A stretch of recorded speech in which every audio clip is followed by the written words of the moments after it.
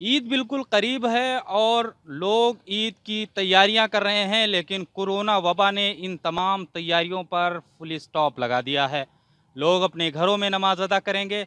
आज हम बनारस के विद्यापीठ यूनिवर्सिटी के सामने मौजूद बड़े ईदगाह में मौजूद हैं और इस ईदगाह में आम दिनों पर हज़ारों के तादाद में यानी दसियों हज़ार नमाजियों से ज़ायद लोग इसमें नमाज अदा करते थे।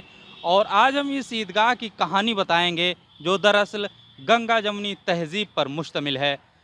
देखिए, बनारस को ये फ़ख्र हासिल है कि बनारस हमेशा से गंगा जमुनी तहज़ीब का गहवारा रहा है।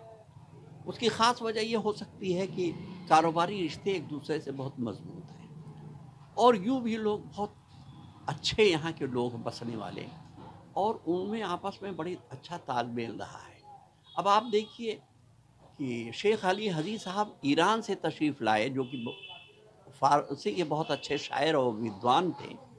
उनके लिए जगह दी महाराजा प्रभु नारायण सिंह साहब ने, फ़ातमान की ज़मीन उन्हें दी। आज भी उनकी वहाँ कब्र है, शेख अली हजी साहब की। वो फ़ातमान पूरा एक तरीके से उन्हीं की दी हुई ज़मीन पे आबाद है। उसके बाद आप देखिए, विद्यापीठ के सामने जो ईदगाह है वो महाराजा बनास की दी हुई है। वहाँ आज भी कतबा लगा हुआ है, ये महाराजा बनास की दी हुई। कमच्छा की ईदगाह जो है वो भी महाराजा बनास की दी हुई थी। फर्दो शहीद कब्रिस्तान वो भी महाराजा बनास की दी हुई ज़मीन पे है। और ये बनारस की ही शान रही कि यहाँ पे हमेशा जो है इस तरह के लोग रहे हैं जो एक दूसरे से करते हैं। दारा शिकोह यहाँ आए थे तालीम हासिल करने, कुछ सोच समझ करके आए थे कि यहाँ पे क्या बेहतरी हमें मिल सकती है, क्या तालीम में क्या मिल सकती है। इस तरह आजकल के ज़माने में थोड़ा बहुत लोगों ने ख़राब करना शुरू कर दिया, लेकिन उसका कोई ख़ास असर नहीं पड़ा। महाराजा बनास के बारे में एक साहब ने कुछ गलत टिप्पणी कर दी थी कि ये अंग्रेज़ों के पिट्ठू हम। लेकिन हम लोग 20 उलमाए कराम को लेकर के उनसे मिलने गए थे, महाराजा बनास से, जो कुँवर नारायण सिंह साहब से। और उन्हें बताया कि साहब देखिए, उस बयान से हम लोगों से कुछ नहीं लेना देना।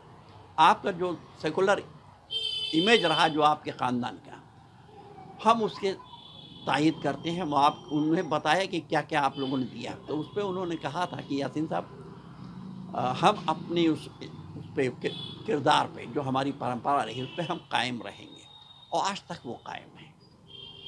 मैं तो बहुत बाद में आया, लेकिन मैं देख रहा हूँ कि एक ज़माने से यहाँ बहुत अच्छे माहौल रहा है।